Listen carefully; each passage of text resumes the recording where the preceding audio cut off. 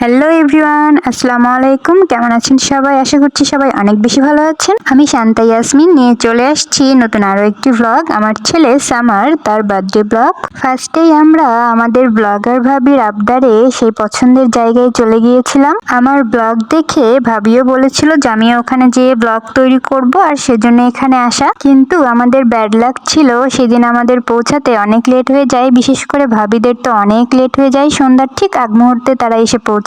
সেই দিন কোনো একটা প্রবলেমের কারণে মেন গেটে ঢুকতে দিচ্ছিল না, আর সেজন্যই তাদের পৌঁছাতে অনেক বেশি লেট হয়ে যায়, আর ভিডিও একদমই করা হয় নাই সেই দিন। আমরা যেহেতু অনেক আগে পৌঁছে গেছি, সেজন্য আমরা একটু ভিডিও নিয়ে নিচ্ছিলাম। আর আজকে বেশ ভারী একটা শাড়ি পরেছি। শাড়িটা আমার অনেক আগের, বাট অনেক বেশি সুন্দর। যেহেতু বসে বসে কাজ নেই আর ওদের আসতেও অনেক সময় আছে, সেজন্য ভাবলাম একটু ভিডিও করে নেই। আমি, হৃদয় আর রায়াত, আমরা তিনজন অনেক আগেই পৌঁছে গেছি, আর অনেকক্ষণ বসেছিলাম, ভিডিও করলাম, তারপরে একটু শরবত খেলাম, তারপর আবার এখানে বসে বসে ওদের জন্য অপেক্ষা করছিলাম, আর ওরা চলে আসলো। আর নূপুর বলছিল আমরা দুইজন একই রকম গাজরা পরবো, আর সেজন্য ও আমার জন্য গাজরা নিয়ে আসছে আর নিয়ে এসে পরিয়ে দিল।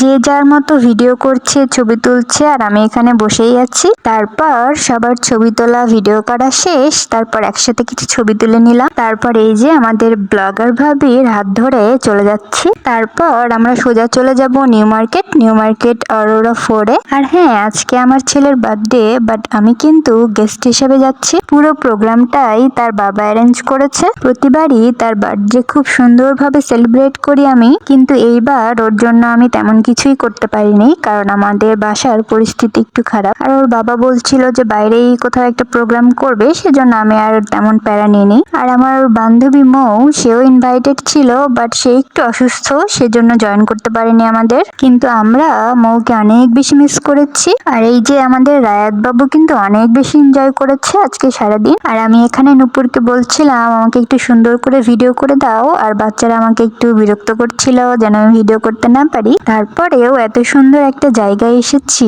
একটু ভিডিও না করলে হয়? অনেক ছবিও তোলা হয়েছে এখানে, বাট এখানে লাইটিং এর একটু প্রবলেম মনে হয়, ছবিগুলো একদমই ভালো আসে নাই। তারপর আমরা আমাদের বাকি ডেকোরেশনটা কমপ্লিট করলাম। আর এরই মধ্যে বাইরে কিন্তু প্রচুর বৃষ্টি হচ্ছে, সেজন্য আমরা কোনো তাড়াহুড়ো করছিলাম না, কারণ আমাদের প্রোগ্রাম শেষ হয়ে গেলেও বৃষ্টির জন্য আমরা যেতে পারবো না। আর সেই দিন আমার বাবুর অনেক বেশি জ্বর ছিল, তারপরেও একটু পোজ দেওয়ার চেষ্টা করছে। এই তো আমরা সবাই বসে পড়েছি কেক কাটার জন্য। আর ওখানে থাকা একটা ভাইয়াকে আমরা রিকোয়েস্ট করলাম যেন আমাদেরকে একটু ভিডিও করে দেয়। তারপর ভাইয়াটা আমাদেরকে ভিডিও করে দিয়েছে অনেক সুন্দর করে। আর এই মুহূর্তটা অনেক বেশি সুন্দর ছিল, বিশেষ করে আমার ছেলে সামারের জন্য। ও তো অনেক বেশি হ্যাপি ছিল। জাস্ট কেকটা ওর পছন্দ হয়নি, কারণ কেকটা ব্লু কালার বলা হয়েছিল আর দিয়ে দিয়েছে পার্পল কালার, সেজন্য ওর একটু মন খারাপ ছিল।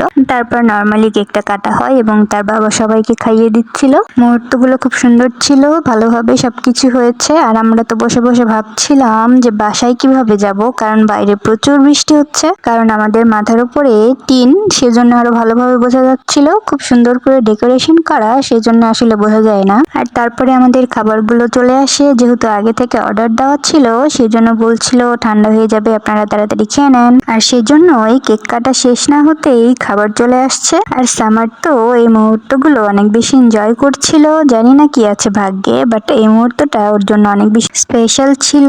আর এই তো তারপরেই চলে আসলো গিফট। আর আমি তার জন্য এই ছোট্ট একটা সারপ্রাইজ রেখেছিলাম, জানি ওর পছন্দ হবে না, বাট এটা ওর জন্য অনেক জরুরি একটা জিনিস। বাট সারপ্রাইজিংলি গিফটটা ওর অনেক বেশি পছন্দ হয়েছে। ও বলছিল যেটা আমার অনেক দরকার ছিল। আর আমার ছেলেটা মাশাআল্লাহ অনেক লক্ষ্মী, কখনো কোনো কিছুর জন্য জেদ করে না। আর এই সুন্দর গিফটটা দিয়েছিল সাজিদকে অনেক অনেক ধন্যবাদ। আর বাচ্চারা তো গিফট পেলে অনেক বেশি খুশি হয়ে যায়। আর গিফট পাওয়ার পরে সে বলছিল সে ওখানেই বসে গিফটগুলো ওপেন করবে। আর তারপর আমরা ভাবছিলাম যে এখন বাসায় কিভাবে যাব, যেহেতু প্রচুর বৃষ্টি হচ্ছে।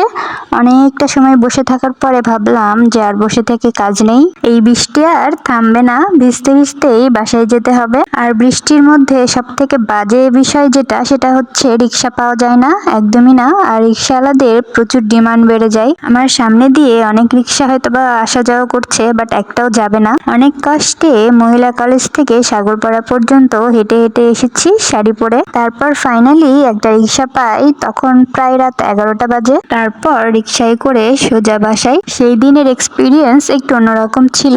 বৃষ্টিতে ভিজতে ভালোই লাগে, বাট এত ভারী একটা শাড়ি পরে হাঁটা অনেক বেশি কষ্টকর। সবাইকে অসংখ্য ধন্যবাদ এত কষ্ট করে ভিডিওটা দেখার জন্য।